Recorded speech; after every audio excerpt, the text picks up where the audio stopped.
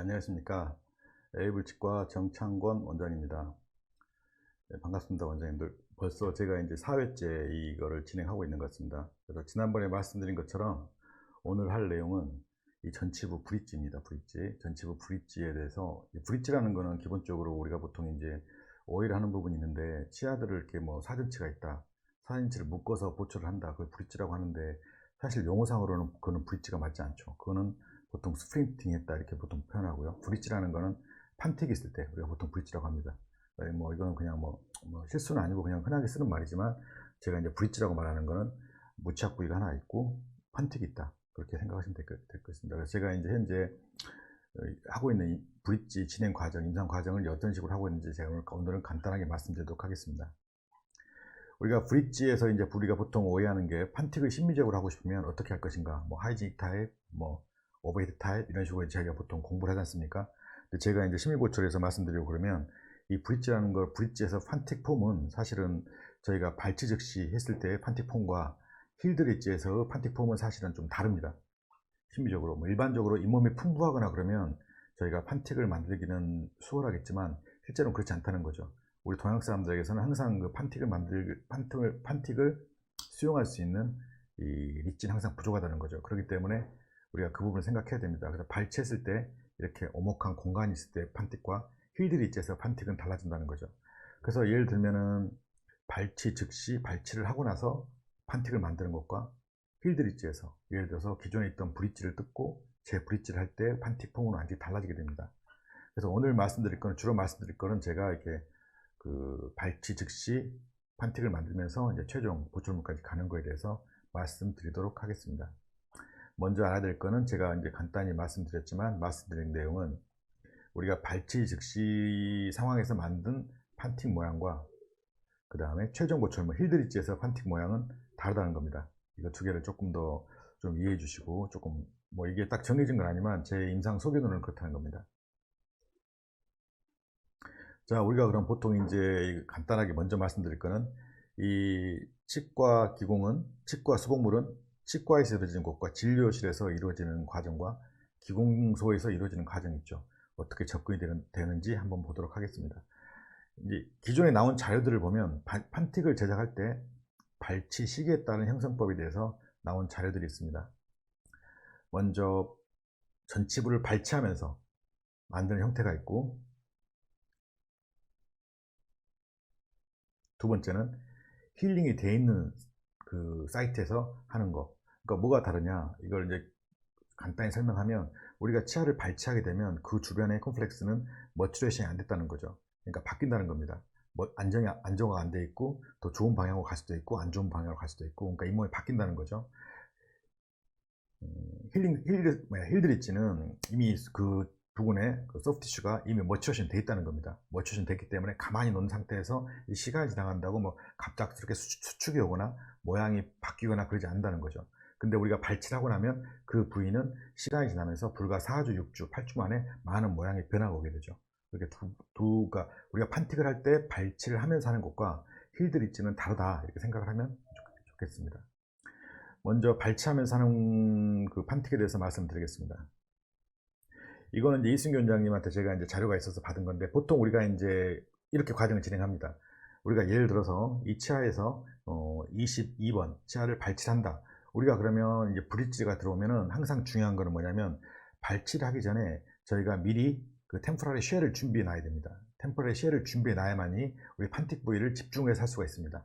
예를 들어서 발치하고 나서 그걸 뭐 찍어서 다이렉트로 만들거나 그러면, 그런 판틱 형태를 저희가 잡기가 상당히 어렵습니다. 상당히 어려운 게 아니고 거의 불가능하다고 생각하시면 됩니다. 그래서 일반적으로 저희가 발치를 하겠다, 발치를 하고 이 환자가 브릿지로 하겠다, 계획이 된 경우는 미리 그날 진행을 하지 않고요, 환자 인상을 떠서 템포러리 쉘을 만들게 됩니다. 그래서 일단 발치할 치아를 놔둔 상태에서 지대치로 사용할 치아들을 프레퍼레이션을 하게 됩니다.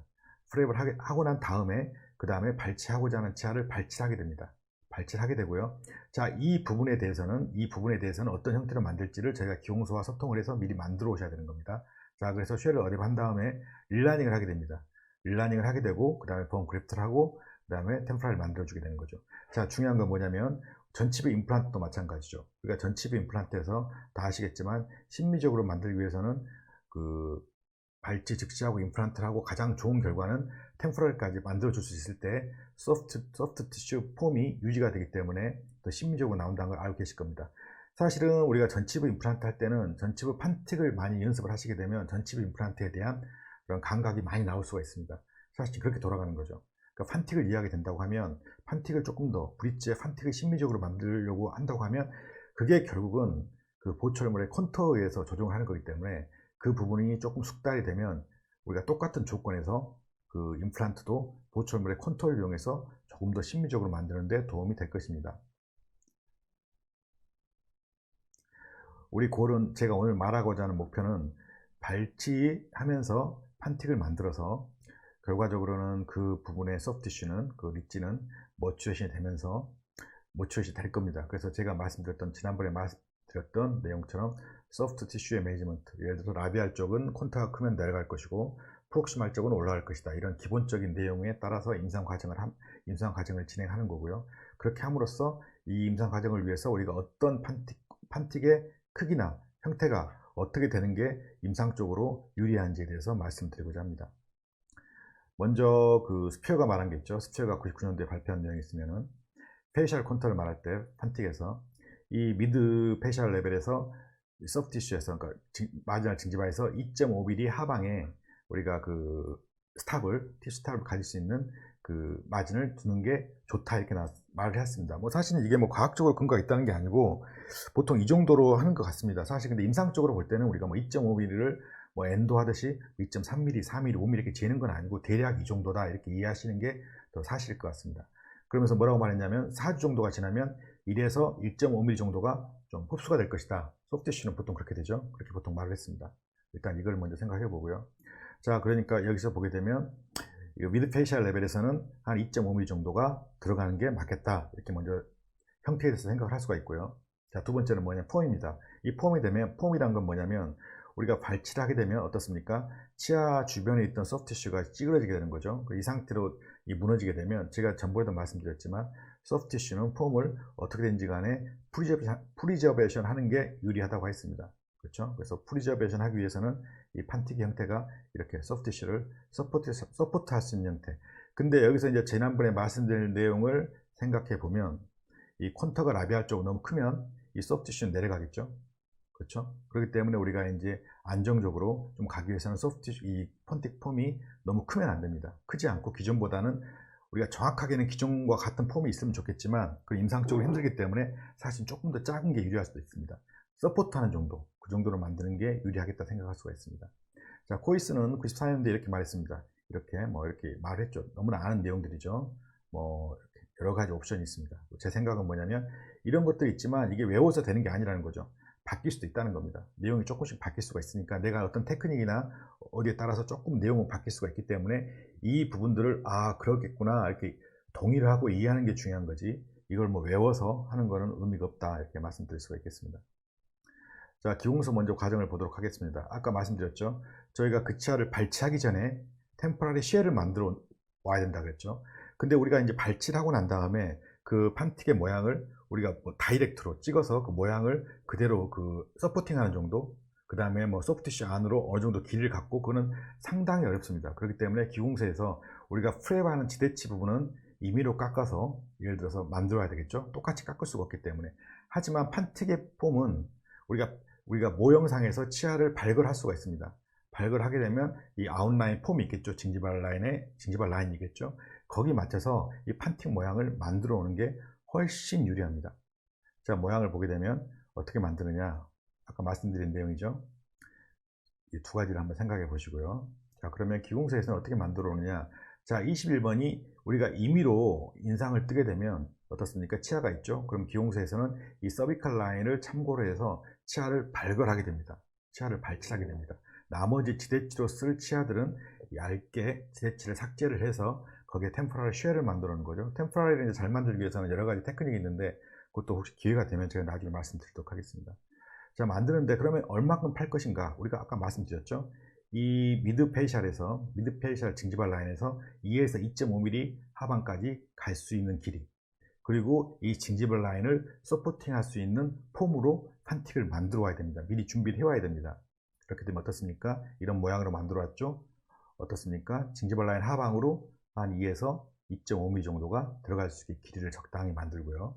그 다음에 폼 자체는 징지벌 라인을 밀어내지 않고 서포팅하는 정도로만 만들어 주는 게 유리합니다. 왜 그러냐면 이 소프티슈는 앞으로 바뀔 거기 때문에. 그래서 달리 제가 전번에 말씀드린 내용과 연결시켜 보면, 만약에 이 판틱의 폼이 콘터가 커지게 되면 지금 징지발 라인보다 치우는 더 내려가 버리게 될 것입니다. 리세션이 오게 되기 때문에 그걸 방지하기 위해서는 더 크면 안 되겠죠. 이런 식으로 판틱을 만들어 주게 됩니다. 만들어 주게 되죠. 이 부분은 이제 좀 경험이 필요합니다. 자, 그래서 또 콘터를 보겠습니다. 콘터는 뭐라 그랬죠? 제가 프레셔 릴리프. 그러니까 무슨 말이냐면 이 서포팅만 하는 정도가 돼야 됩니다. 액티브하게 프레셔를 줘서는 소프트티슈가 내려가 버립니다. 한번 내려가 버린 소프트티슈를 올리는 거는 너무너무 어렵습니다. 예를 들어서 이 소프트티슈가 풍부할 때 그걸 콘터를 이용해서 잇몸을 내려가는 거, 리세션 시키는 건 쉽습니다. 하지만 거꾸로는 너무너무 어렵게 됩니다. 그렇게 진행을 하면 좋겠습니다. 예를 들어서 왼쪽 기용수에서 만들어 온 거죠. 어떻습니까? 콘터가 크단 말입니다. 너무 커요. 이게 들어가면 소프트티슈를 밀어낼 수가 있습니다. 그래서 소프트티슈를 치과에서 수정을 해서, 항상 제가 말씀드리죠. 기용수에서 만들어 온 템포라리를 우리 치과사들 꿈은 그렇습니다. 본을 떠서 주면 기용사가 다 알아서 해서 주고 딱 끼울 수 있으면 좋겠다. 그런 일은 생기지가 않습니다. 그런 건 바라지 마시고요. 치과에서 할 거는 뭐냐면 조정을 하는 겁니다. 콘터를 직접 보면서. 그게 어려운 게 아니기 때문에, 빠만 몇 번 되기 때문에. 그래서 어떤 분들은 그렇게 말씀하시더라고요. 어떤 분들은 기용수에서 만들어 오면 기용수와 서브 징지발 콘터가 좀 크든지 좀 그 볼로 가면 그걸 조정하는 거에 대해서 너무나 기용수한테 막 심하게 말하고 잘못했다고 말할 수 있는데, 제 생각은 그렇습니다. 그게 맞는 말이죠. 맞는 말인데, 기용수에서 온 콘택이란 부분은 서브 징지발 콘터나 교합이나 똑같습니다. 교합이 높다 그래서 우리가 조정을 하지 않습니까? 그렇죠? 형태는 콘택이 좀 세면 조정을 하지 않습니까? 서브 징지발 콘터도 만약에 이상하다 싶으면 좀 조정할 수 있는 그거를 갖추는 것도 중요하다, 이렇게 생각을 하고 있습니다. 예를 들어서 왜냐면 치과사들은 이렇게 소프트한, 정말로 이렇게 무어블한 소프티슈를 보지만 기용사들은 석고만 보는 거거든요. 그래서 거기서 사실 상상을 하면서 만든다는 거는 너무너무 어렵습니다. 항상 말씀드리죠. 서브 징지발 콘터가 상당히 중요합니다. 그래서 그분을 치과 의사가 된 이상, 그 다음에 전치부 심미, 여기 임플란트를 하기 위해서, 그 다음에 전치부 브릿지를 하기 위해서는 서브 징지발 콘터에 대한 접근은 어떻게든지 하셔야 됩니다. 하셔야 되는 거예요. 그거를 이제 이해를 못 하시고 나는 그걸 하기 싫다 그러면 사실 심미적인 보초는 좀 어렵다, 이렇게 단언을 해도 되겠습니다. 보시게 되면 이렇게 콘터가 큰 거를 콘터를 좀 줄여주게 되는 거죠. 여기서 형태는 좀 중요하지 않습니다. 심미적인 형태는. 왜냐면 템포럴이기 때문에. 그렇죠? 이런 식으로 들어갑니다. 자, 들어가게 되면 우리가 모형상에서 서비칼 라인을 참고로 모형을 팝고 거기에 파서 이제 레진을 만들게 되면 이게 되는 거죠. 이게 뭐 2.3mm면 어떡하냐, 2.7mm면 어떡하냐, 그게 꼭 중요하겠습니까? 그게 중요한 건 아니고 그 정도다, 이렇게 생각을 하는 거죠. 사실은 우리가 이제 보통 2.5mm가 나오고 이렇게 나오는 개념을 따져보면 어떻습니까? 소프티슈가 일반적으로 이제 에버리지로 따져보면, 안 그런 경우도 있겠지만 이렇게 바이올로직하게 생기다 보면 본 위에 일반적으로 소프티슈가 한 3mm 정도는 보통 있다고 보고 있습니다. 그렇기 때문에 하방에 한 2.5mm 들어가도, 2mm 정도 들어가도 큰 문제는 안 일으킨다고 보는 거죠. 기존에 했던 어떤 이해를 못 하셨다는 게 아니고 테크닉이 조금 더 그랬던 어떤 분들 보면, 오베이트 파닉을 하게 되면 발치화를 그냥 레진이 잔뜩 들어간 경우가 있습니다. 그건 잘못된 거죠. 왜냐면 발치됐기 때문에 판티 안에는 공간이 있지만 그걸 다 레진으로 채워버리면 결국은 거기는 본이 차야 될 공간을 레진이 막고 있기 때문에 결과적으로는 본이 얇아지고 소프트시가 얇아지기 때문에 시간이 지나면 다 쭉 내려가 버리게 됩니다. 그렇기 때문에 적정한 수준이 우리 본 레벨 안으로 들어가면 안 되겠죠. 힐링된 사이트에서. 그렇기 때문에 한 2에서 2.5mm 생각하면 좋겠습니다. 이렇게 만들어 오는 겁니다. 만들어 와서 오게 되면 이런 식으로 치과에 오게 되는 거죠. 그럼 이걸 준비한 상태에서 지대치를 삭제하고 발치를 하는 겁니다. 그리고 나서 우리가 이제 진행을 하게 되는 거죠. 자, 그러면 이제 오늘 말씀드릴 케이스를 보겠습니다. 환자 왔습니다. 환자 왔고요. 11번을 뽑기로 했습니다.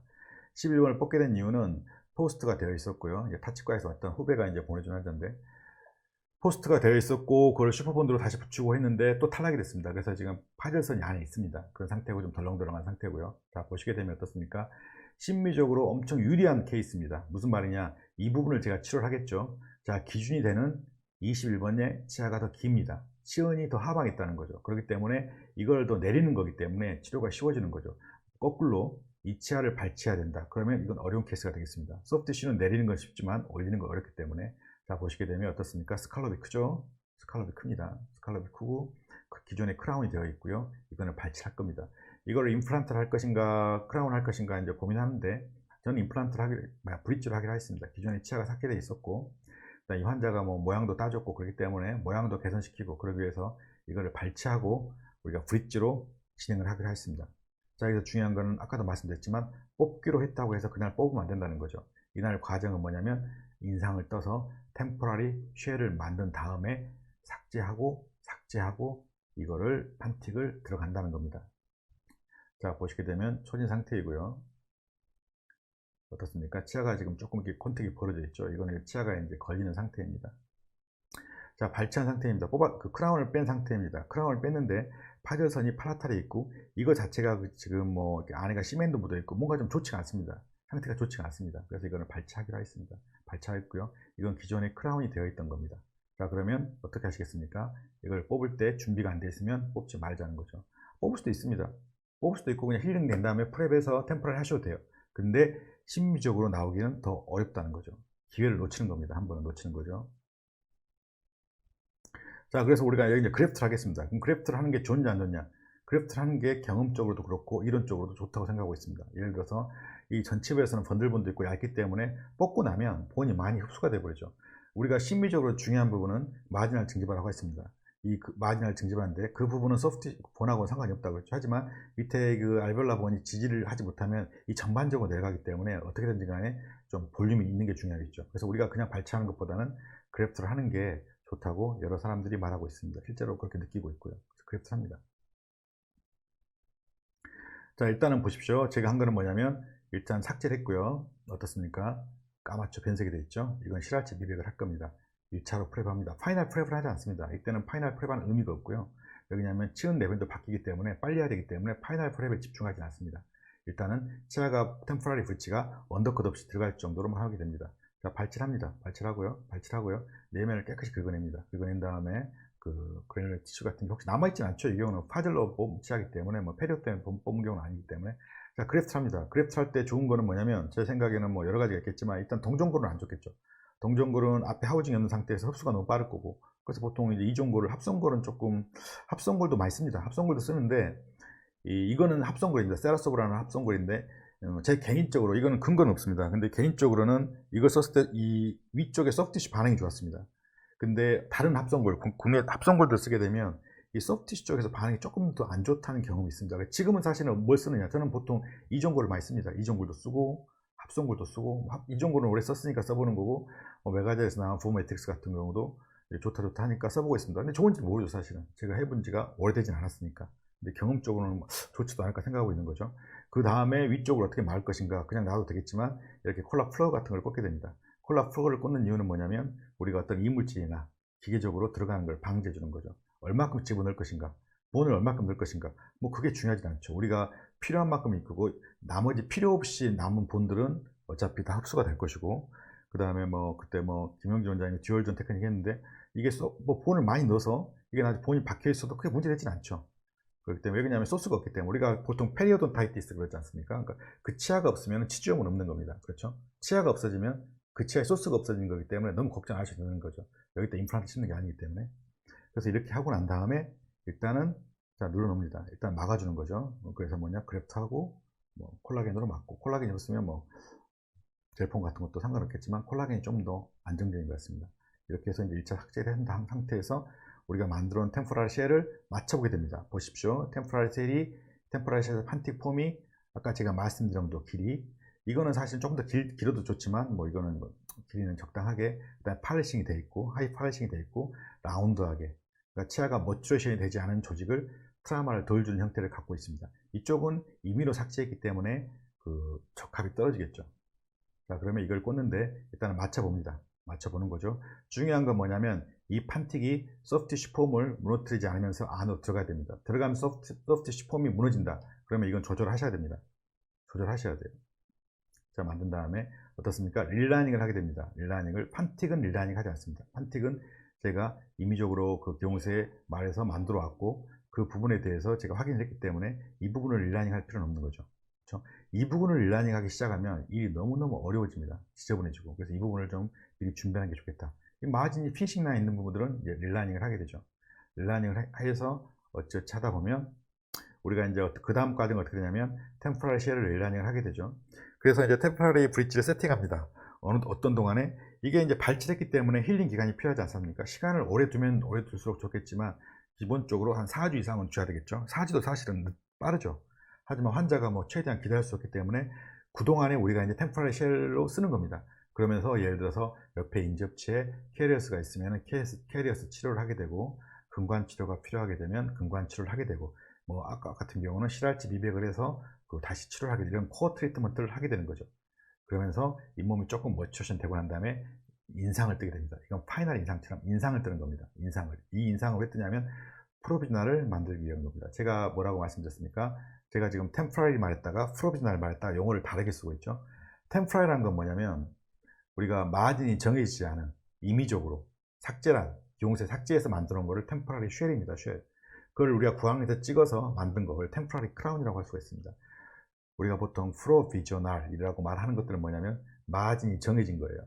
그 마진에 맞춰서 콘터를 가진 이 보철물, 사실은 최종 보철물 같지만 재료만 아크릴릭 레진 이런 것들을 보통 프로비저널이라고 말하고 있습니다. 그러니까 템포러리 프로비저널을 조금 구분해서 제가 말씀드리도록 하겠습니다. 그래서 프로비저널을 만드는 겁니다. 프로비저널을. 자, 그래서 이거는 파이널 인상을 거의 떴죠, 로버로. 완전 파이널 인상은 아니겠지만 그렇게 만들어서 우리가 이제 그 프로비저널 들어갑니다. 자, 근데 모양을 보시게 되면 아직 멋져싱 안 됐다는 겁니다. 자, 이 경우를 보통 보면 제가 이제 한 2, 3주 때 들어간단 말입니다. 왜 그러냐면 우리가 릴라닝한 템포러리를 쓰게 되면 사실은 한 2, 3주 지나면 변색도 오게 되고 탈락도 되고 좀 문제가 생기죠. 마진이 정확하지 않기 때문에. 그래서 인상을 떠서 이걸 들어가게 됩니다. 그러면서 머추레이션 기간을 충분히 늘리는 겁니다. 얼만큼 기다리느냐. 사실 오래 기다리면 좋죠. 제 마음대로 되는 건 아니죠, 환자에게. 근데 보통 임상적으로 보면 제가 이제 발치하고 뭐 드레싱하고 2주 후에 좀 체크하자, 한두 번 체크하다 보면 4주, 5주가 가는 거죠. 근데 중요한 건 뭐냐면 환자가 그걸 기다리려고 하면 임시치아가 좋아야 됩니다. 우리가 오해하는 게 뭐냐면 임시치아를 잘해주면 환자가 파이널 안 온다. 그거는 말장난인 것 같습니다. 제가 뭐 이런 말 하면 죄송한데 임시치아 잘해줘서 파이널 안 온 사람은 한 명도 없습니다. 우리가 파이널을 빨리 해달라고 하는 이유는 환자들이 템포러리가 보기 싫기 때문에 빨리빨리 해달라는 거죠. 그러니까 우리가 문제되는 건 뭐냐, 파이널에서 자꾸 헤매는 겁니다. 리메이크 나오고 리메이크하거나 그런 걸 줄이려고 하면 프로비저널 단계에서 확실히 해놓고 넘어가야 한다는 거죠. 이런 식으로 이제 모형상에서 다듬어 주고 갑니다. 제가 사실은 이 경우를 보시게 되면 이제 좀 특이한 게 뭐냐면 징지발 라인 여기 있고 여기 있죠. 여기에 징지발 라인을 맞췄다는 거죠. 근데 최종적으로는 원장님들이 이제 눈치가 있으면 다 아시겠지만 이 치아의 길이에 맞춰서 판택을 만들어야 자연스럽게 보이겠죠. 그러니까 무슨 말이냐면 이 징지발 라인에서 2mm, 2.5mm가 아니고 우리가 만들고자 하는 징지발 라인에서 한 그렇게 닦습니다. 근데 중요한 건 뭐냐면 2에서 2.5mm가 아닙니다. 그때는 만약 소프티슈가 머추어션 되고 나면 아까처럼 2에서 2.5mm가 아니고 1에서 1.5mm만 넣어도 충분합니다. 아까 스피어가 뭐라 그랬죠? 우리가 2에서 2.5mm 집어넣는데 4주 정도가 지나면 1에서 1.5mm가 없어질 거라고 했습니다. 그렇기 때문에 2.5mm 또 넣을 필요 없는 거죠. 무슨 말인지 아시겠죠? 머추어션 조직에서는 우리가 그렇게 깊게 넣을 필요가 없습니다. 머추어션 되고 나면 우리가 보통 징지발 라인에서 CJ 같은 경우 마지막 징지발에서 보통 1mm 정도 보지 않습니까? 그래서 한 1.5mm 충분합니다. 그 정도면 이 머추어션 돼서 질긴 소프티쉬를 잡아줄 정도만 되면 된다는 거죠. 이렇게 해서 보시게 되면 어떻습니까? 프로비저널 펌은 아직 머추어션이 안 됐기 때문에 콘터가 작습니다. 인접차에 비해서 콘터가 조금 더 오목하게 들을 수 있는 이런 형태로 만들게 되겠습니다. 원장님들 한번 생각해 보시면 여기서 픽스처만 연결하면 전치부 임플란트 크라운이 되는 겁니다. 그렇기 때문에 파닉을 원장님들이 연습을 하시게 되면 전치부 임플란트가 연습이 된다고 생각할 수가 있겠습니다. 자, 이렇게 해서 이제 프로비저널 만드는 거죠. 보시게 되면 지대치가 바뀌어 있죠. 이건 프로비저널입니다. 프로비저널 만들어주는 제가 끼웠죠. 우리가 보면 프록시말이 지금 열려 있죠. 열려 있는데 닫을 필요가 없습니다. 왜냐하면 프로비저널이기 때문에 우리가 소프트티슈가 얼마나 올지를 아직은 모르는 거 아니겠습니까? 소프트티슈가 파필라가 얼마나 올라올 것인가, 이 부분에 위스가 충분하면 하이트는 더 올라올 것입니다. 그렇기 때문에 열어놓는 거죠. 열어놓고 기다리는 겁니다. 파이널 단계에서 우리가 막아주는 거지 템포럴 단계에서 이걸 막을 필요가 없습니다. 자, 보시게 되면 인접판, 이건 임플란트가 아니죠. 인접판 파필라 팁보다 더 낮죠. 이건 충분히 올라올 수가 있습니다. 징지보다 두껍기 때문에 기다리는 거죠. 이렇게 해서 열어놓고 기다리는 겁니다. 얼마 정도 기다리느냐, 뭐 딱 얼마라고 말씀 못 드리겠어요. 사실 환자 따라 소프트티슈 차이가 납니다. 우리가 만약에 소프트티슈가 발치할 때 뭐 치조골이 좀 많이 나빴고 소프트티슈가 질이 안 좋았고 이러면 흡수량이 받고 변하는 게 많겠죠. 근데 예를 들어서 뭐 본도 두꺼웠고 소프트티슈 두꺼웠고 그런 경우는 사실은 뭐 크게 변화되는 게 좀 주니까 거기에 따라서 맞추는 거죠. 그래서 보통 제 경험적으로는 한 2, 3주 때 이걸 들어가고 보통 2, 3주 정도 쓰는 것 같습니다. 시간 지나면은. 근데 이제 문제가 있습니다. 뭐냐면 이 경우에 어떻게 됐든 간에 파닉 안에서 어떤 감염이 일어났습니다. 감염이 일어나서 징집할게 올라가 버렸어요. 뭐 나쁘진 않죠. 없어진 게 아니기 때문에 드레싱만 하면 바로 없어집니다. 왜냐하면 제 생각에는 이 사이에 음식이 끼어버린 것 같습니다. 음식이 끼어서 그 부분이 소스가 된 것 같습니다. 아무튼 이렇게 됐고요. 이게 근데 문제될 필요가 없는 게 이쪽에 원인이 될 치아가 없죠. 문제가 될 임플란트 없기 때문에 단지 소프트티슈입니다. 그래서 드레싱 해주면 바로 힐링이 됩니다. 힐링이 되고요. 4주 정도 지나가지고 이제 보시게 되면 이렇게 파퓰라는 다 올라와 있고 우리가 이제 프로페셔널을 낄 수가 있습니다. 어떻습니까? 이제 소프트티슈가 그전과 비교해 보겠습니다. 소프트티슈가 어떻습니까? 비교해 보면 조금 더 질겨 보이지 않습니까? 질겨 보이는 거죠. 머치워싱이 됐습니다. 자, 이때부터는 우리가 원하는 소프트티슈의 컨트롤을 통해서 징기발랄을 만드는 것을 견딜 수 있는 치원이 되어 있습니다. 머치워싱 되지 않은 시기에 들어가시면 안 됩니다. 무너지는 거죠. 무너집니다. 우리가 이 소프트티슈라는 거는 이 치아와 소프트티슈가 다른 게 뭐냐면 치아는 우리가 삭제를 했을 때 시간이 4주가 지나도 5주가 지나도 피싱 라인이 스스로 바뀌진 않죠. 소프트티슈는 바뀐다는 겁니다.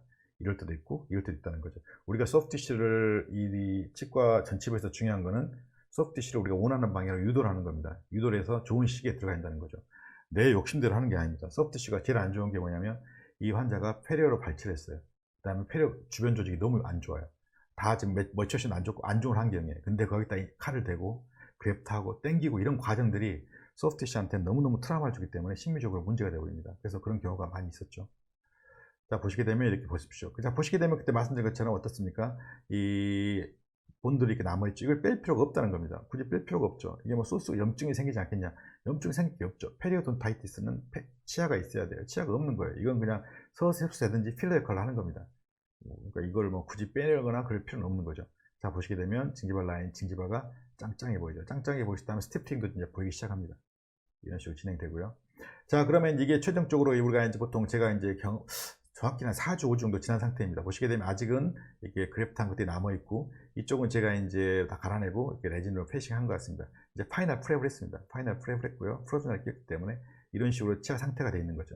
만약에 이 상태에서 만약에 시리거나 근다고 하면 엔도가 필요할 수도 있겠지만, 우리가 엔도를 너무나 쉽게 하진 않죠. 사실은 삭제를 많이 한다고 어떤 분들은 엔도를 한다고 하는데, 펄프원 자체는 이런 식으로 생겼기 때문에 이 서비컬 쪽을 삭제를 한다고 해서 엔도가 되지 않습니다. 우리가 삭제를 많이 안 한다 꽃갈콘처럼 프랩을 하게 되면 더 엔도를 하게 되죠. 펄프원 위치 때문에 그렇습니다. 되고요. 이런 식으로 해서 이제 첫 번째 파이널 보철물을 만들었습니다. 어떻습니까? 이 경우는 템포랄에 비교하면 어떻습니까? 치아가 길어졌죠. 이거는 뭐냐면 콘터를 이용해서 치아를 잇몸을 밀어내는 겁니다. 밀어내는데 중요한 건 뭐냐면 이 밀어내는 게 쉽게 생각하지 마시고 밀어내는 거를 견딜 수 있는 소프트티슈가 돼야 됩니다. 만약에 소프트티슈가 머치워시 안 되는데 이런 형태를 가지고 밀어버리면 내가 원하는 만큼만 내려가는 게 아니고 그냥 확 무너져 버립니다. 그렇죠? 자, 그래서 지리코니아를 했는데 이제 뭐 사실은 모양 같은 거나 좀 그런 부분들이 조금 신경을 써서 좀 재고쳐를 한 것 같습니다. 자, 그러면 우리가 이제 자 지금 보십시오. 지금 한 거는 뭐냐면 이제 머추어션이 되어 있습니다. 자, 달리 말해 볼게요. 이거는 힐링이 된 사이트입니다. 모양은 갖고 있지만 아까처럼 발질하고 힐링이 안 된 소프트티슈가 아니고 힐링이 된 소프트티슈죠. 자, 아까 뭐라 그랬죠? 힐링이 안 된 조직은 라운드하게 우리가 흔히 말하는 오베이트 폼으로 만들어 서포트를 하는 거죠. 근데 그 모양으로 파이널을 가게 되면 모양이 조금 나오기 어렵습니다. 그래서 모양이 달라집니다. 파이널에서는. 제가 이제 이건 제 임의로 만든 겁니다. TCF 판틱, 투스커포 판틱이란 거죠. 어떻습니까? 모양이 되면 좀 이렇게 각이 져 있는 느낌이 들죠. 저 둥그렇지가 않고요. 이런 모양이 왜 나왔을까? 이런 모양이 왜 나왔을까? 이거는 그냥 치아에서 나온 겁니다. 치아를 자르면 이런 모양이 나옵니다. 무슨 말이냐면 우리가 이 릿지를 폼을 유지하기 위해서 그래프트도 했고 템포랄을 이용해서 했죠. 자, 그 다음에 이게 라운드 하게 되면 이 마지널 징지바를 우리가 재현하기가 너무 어렵습니다. 그렇기 때문에 이거는 머추어션 조직을 밀어내기 위해서는 이런 각이 치아 형태가 있는 게 필요합니다. 팔라탈 쪽은 사실 이 형태를 다 가질 필요는 없죠. 팔라탈 쪽은 심미적 부위가 아니니까. 그래서 이 판틱에 대항된 거고요. 쉘복 힐드리지에서는 어떻게 되느냐, 이런 모양이 있으면 들어가면서 우리가 이렇게 평평하죠. 크라운이 없었을 때는 평평합니다. 그렇기 때문에 우리가 무치아 부위인지 아는 거죠. 근데 치아처럼 보이려고 하면 이 마지널 징지바가 있어야 됩니다. 마지널 징지바 폼이 나와야 돼요. 그걸 만들기 위해서는 뭘로 만드느냐? 판틱 폼으로 만드는 겁니다. 판틱 폼으로 이렇게 모양이 만들어 들어감으로써 이렇게 마지널 징지바가 앞으로 밀리면서 모양이 만들어지는 거죠. 뭐 큰일 나는 게 아니냐? 전혀 큰일 날 게 없죠. 이걸 견딜 수 있는 머추레이션 시기를 우리가 기다린 거죠. 얼마를 집어넣느냐 여기서 보시게 되면 1에서 1.5mm입니다. 아까 발초하에서는 2에서 2.5mm였죠. 왜냐하면 흡수가 될 거니까. 여기서는 2에서 2.5mm 넣을 필요도 없습니다. 그리고 보통 보면 우리가 보온이 있는데 보온 위에서 보통 2mm 정도를 떨어지면 좋다고 하거든요. 어떻습니까? 이 정도 되면 보온 위에서 소프트티슈가 보통 2, 3mm 되기 때문에 이 정도 되면 보온에도 닿지가 않겠죠. 여기서 만약에 우리가 2에서 2.5mm 들어간다면 위험합니다. 그럼 보온하고 너무 가까워지기 때문에. 그래서 이 정도 하면 되겠습니다. 힐드리치는 이렇게 됩니다. 자, 그렇게 돼서 이제 우리가 보통 두 번째 보철물을 만들어주기로 했습니다. 자, 제가 시간이 지났습니다. 시간이 지났으니까 어떻습니까? 이렇게 그래프트했던 뼈들이 이제 안 보이죠. 그러니까 우리가 굳이 제거할 필요 없다는 겁니다. 서서히 흡수가 된다는 거죠. 그래서 흡수가 돼서 그 부분은 어차피 소프트티슈 찰 거고 없어질 것들은 없어지고 어차피 밑에 본 하우징 내 본이 있어야 위치 있는 거는 본으로 바뀔 수가 있겠죠. 근데 뭐 본 상방에 있는 것들이 본으로 바뀌진 않겠죠. 이런 식으로 보통 되겠습니다. 자, 엔도를 했죠. 이 환자는 뭐 싫어서 그런지 엔도를 한 것 같습니다. 시간이 지나서. 자, 보시게 되면 소프트티슈에 보십시오. 우리가 심미적으로 보이기 위해서 임플란트도 마찬가지입니다. 임플란트도 마찬가지고 심미적으로 보이기 위해서는 이 마지날 증지바가 있죠. 치아 바깥쪽에 마지날 증지바. 이 마지날 증지바 폼, 제가 티슈댐이라고 하는데 이 폼이 있어야 됩니다. 그래야지 판틱이 아닌 것처럼 보이는 거죠. 자, 그래서 이게 되면 자, 바깥쪽입니다. 바깥쪽으로 보게 되면 이렇게 돼 있고 이렇게 돼 있고 모양이 있죠. 자, 그러니까 마지날 증지바, 마지날 증지바, 마지날 증지바가 위치하고 있습니다. 그렇게 해서 환자가 보철물 만든 거죠. 이게 동그러 보이지만 아까처럼 치아를 자른 모양입니다. 그래서 판틱을 볼 때 어떻게 생각이 되냐면 힐드리치에서는 이게 크라운처럼 보여야 됩니다. 크라운처럼. 둥그런 판틱처럼 보이는 게 아니고 스프린팅 된, 쉽게 말하면 크라운처럼 보이는 게 모처션 된 조직에서 밀어낼 수가 있습니다. 그래서 들어가게 되면 이런 식으로 압박을 주는 거죠. 환자가 아파하지 않느냐, 아파하면 마취하면 됩니다. 눌러야죠. 당연히 아프겠죠. 왜냐하면 치아를 밀고 들어가기 때문에. 하지만 이렇게 잇몸이 브랜칭도 된다는 겁니다. 자, 그런 말 있죠. 브랜칭이 되는데 5분 내에 브랜칭이 되면 괜찮고 뭐 그렇다. 그것도 말장난이죠. 그런 건 다 말장난입니다. 5분 내와 뭐 4분 50초, 5분 2초 구분이 안 되죠. 이거는 뭐냐면 내가 원하는 형태를 받아줄 수 있는 소프트티슈고 내가 원하는 형태를 만들었기 때문에 그걸 믿고 밀어 넣으셔야 되는 겁니다. 밀어 넣으시게 되면 시간이 지나게 되면 이런 식으로 되는 거죠. 자, 보시게 되면 어떻습니까? 이게 판틱이지만 그나마 덜 판틱처럼 보이는 이유는 마지날 증지바처럼 그런 폼을 가지고 있다는 거죠. 이게 만약에 이 바깥쪽으로 판틱이 나와버리면 그래서 우리가 리치랩이 심미적이지 않다는 거죠. 이렇게 나올 수가 있습니다. 자, 보시게 되면 이제 전방 안테리어 가이드스 확보하고요. 보시게 되면 이렇게 됐습니다. 보시면 어떻습니까? 판틱이지만 그래도 보다 심미적으로 갈 수 있다는 거죠. 자, 특별히 어렵지가 않죠. 어렵지가 않습니다. 제가 한 거는 뭐냐면 발치하기 전에 RGT상을 떠서 템포럴 쉘을 만들어 갖고 쉘이 준비한 상태에서 프랩을 했고 그 다음 그래프트를 했고 릴라닝 했습니다. 시간이 지나서 본떠서 기용세 줘서 다시 프로비를 하나 낀 겁니다.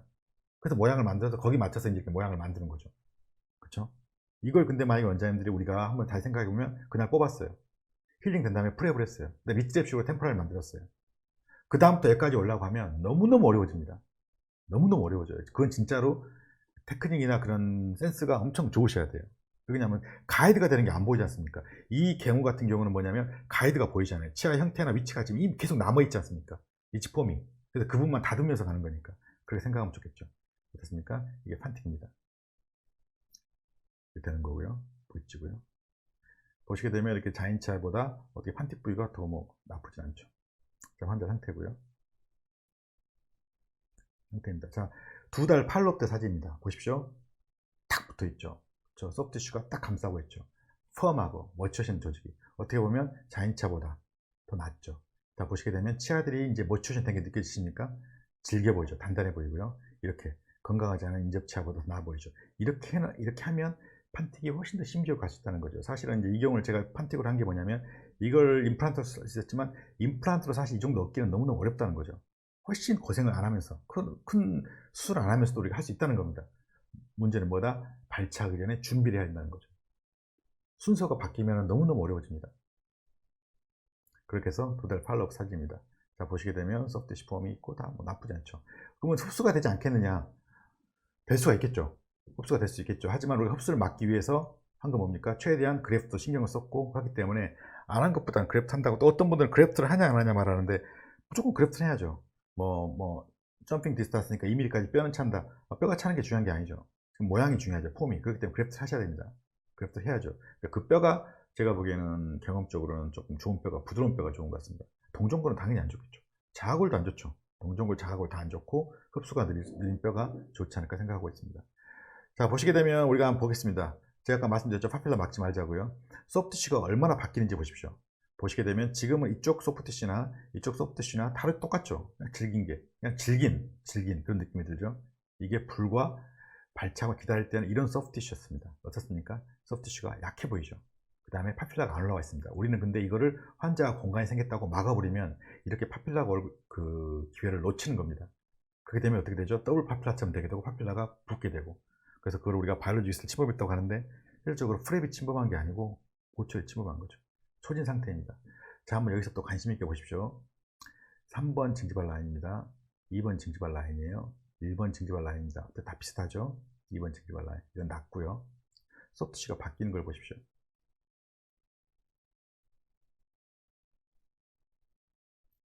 바뀌게 된 거 보시게 되면 2번 징지발 라인입니다. 3번 징지발 라인 내려왔죠. 소프트티슈는 바뀐다는 겁니다. 자, 지대치에서도 보시게 되면 2번, 3번입니다. 2번, 3번보다 어떻습니까? 잇몸이 내려왔죠. 이걸 크리핑 한다고 그러거든요. 크리핑 하려면 조건이 있습니다. 콘터가 조금 더 좋아져야 되고 우리가 만들어지는 거죠. 자, 콘터는 작아지든지 어떻습니까? 체가 더 짧아졌잖아요. 그렇죠? 이게 왜 가능하냐? 보시게 되면 자, 이게 왜 가능하느냐?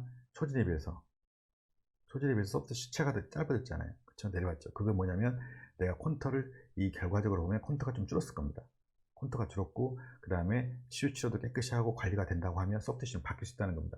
자, 무슨 말이냐면 우리가 전치부, 이거는 오늘 한 테마가 사실은 파닉보다도 원장님들이 펀티기 하면 그냥 뭐 하시니까 전치부 임플란트 고민되는 거 아니겠습니까? 전치부 임플란트에서 걱정되는 건 뭐냐면 블랙 트라이앵글이 생기지 않을까? 아니면 치아가 길어지지 않을까? 이 두 가지가 고민이잖아요. 이 두 가지를 해결하는 건 뭡니까? 제가 오늘 또 말씀드리죠. 과정입니다. 과정상에서 템포럴이에요. 템포럴 정밀하게 해주시고 기다리면 소프트티슈는 좋은 방향으로 움직인다는 겁니다. 근데 우리가 그걸 외과적으로 강하게 시기를 놓쳐서 하게 되면 너무너무 어려워진다는 겁니다. 그렇게 생각하시면 좋을 것 같습니다. 그래서 환자 사진이고요. 어떻습니까? 자연스럽죠? 임플란트 한 것도 자연스럽습니다. 이 케이스를 제가 브릿지로 잘했다 못했다 떠는 거 아니고 이 케이스를 원장님이 왔을 때 이건 누구나 할 수 있다는 겁니다. 제가 말씀드렸잖아요. 환자가 왔습니다. 그렇죠? 이런 케이스 너무 많죠. 크라운 돼 있던 거, 크라운이 파절돼서 포스트 빠져서 뽑아야 되는 거. 그날 뽑지 말고 인상을 떠서. 그 다음에 모델을 뜨게 되면 서비컬 라인은 다 표시가 되지 않습니까? 그럼 서비컬 라인을 기준으로 두고 어느 정도 모양을 만들어 오고 오베이트로 그렇게 쉐를 만들어 오고 그 다음에 프랩을 하고 그 다음에 그래프트를 하고 일라닝해서 끼우는 겁니다. 그렇게 해서 환자를 체크하면서 기다려야죠. 그러면서 시간이 좀 2, 3주 정도 지나면 전치부지 않습니까? 좀 심리적으로 필요한 경우는 인상을 뜨시라는 거예요. 파이널 프랩을. 첫날 파이널 프랩을 못하니까 파이널 프랩을 해서 거기서 프로비저널을 만들고, 그래서 이제 그때는 모양을 힐드리치식으로 조금씩 머추어션 됐으면 힐드리치식으로, 머추어션이 안 됐으면 그냥 오베이트식으로 만드는 겁니다. 그렇게 만들어서 기다리는 거죠. 그래서 환자에게 이때 평가를 하셔야 돼요. 템포럴이 괜찮습니까? 기능적으로 괜찮습니까? 평가를 해서 그게 괜찮으면 그걸 이용해서 전치부 임플란트 제가 말씀드린 건 똑같죠. 템포럴을 이용해서 파이널 간다고. 그러니까 우리가 항상 오해하는 게 뭐냐면 템포럴이 대충 하고 파이널은 잘 되겠지. 그러기가 쉽지 않습니다. 템포럴에는 좀 연습을 해야지 템포럴에서 감을 잡아야 파이널이 가는 거죠. 그렇게 생각하시면 되겠습니다. 이런 식으로 만들 수가 있죠. 오늘 제가 말씀드린 내용은 이거고요. 혹시라도 나중에 뭐 질문 있으면 따로 말씀드리면 제가 이제 좀 말씀드리도록 하겠습니다. 사실은 이제 지엽적으로 테크닉적으로 들어가면 조금은 복잡한 것들이 있습니다. 뭐 감이 좀 필요하고 경험이 필요한 거 있지만 사실은 큰 틀은 이게 답니다. 큰 틀은 제가 또 말씀드리죠. 말씀드리고 싶은 거는 쉽게 마무리할 수 있는 케이스를 망치지 말자는 겁니다. 누가 해도 어려운 케이스는 누가 해도 어렵습니다. 근데 이런 것 쉬운 케이스를 어렵게 만들어버리면 환자 고생, 저희 고생, 너무 스트레스라는 거죠. 제가 말씀드리고 싶은 내용은 오늘은 이거였습니다. 그래서 판틱을 이용한 원장님들이 임상을 통해서 전치부 임플란트도 조금 더 편하게 하자, 이렇게 생각해 주시면 고맙겠습니다. 감사합니다.